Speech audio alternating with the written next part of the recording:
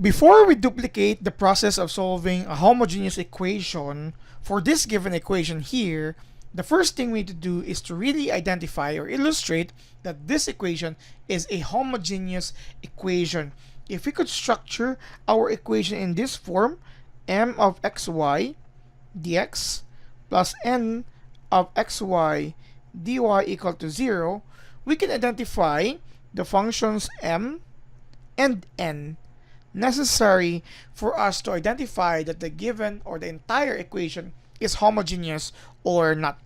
We know that m of xy is the function multiplied to dx. That would mean this only expression here, x.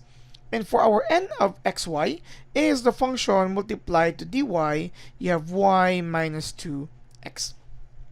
To show that this is a homogeneous equation, if we could come up with m of tx and ty as well as n of tx ty, that would mean we substitute tx to x and ty to y. And if we could come up with this expression, t to the power of an alpha times the original x of y, at the same time for our n, x of y, and if we could establish that the alpha for both is the same, then we can say that this equation is a homogeneous equation.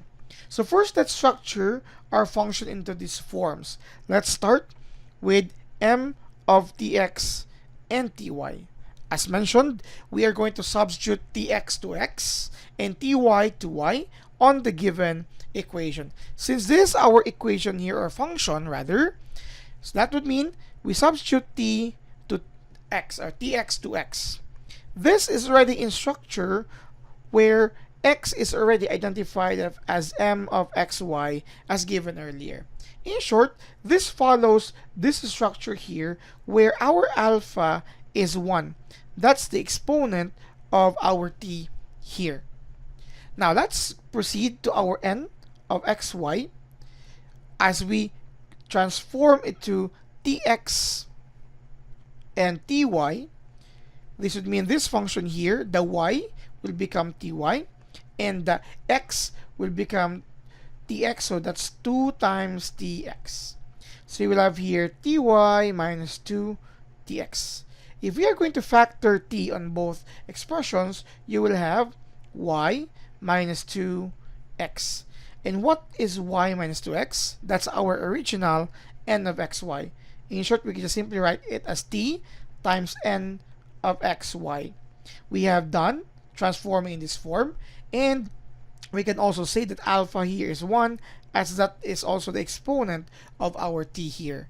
Since both of them, both alpha are the same, that would mean it's enough for us to say that our given equation here is a homogeneous equation.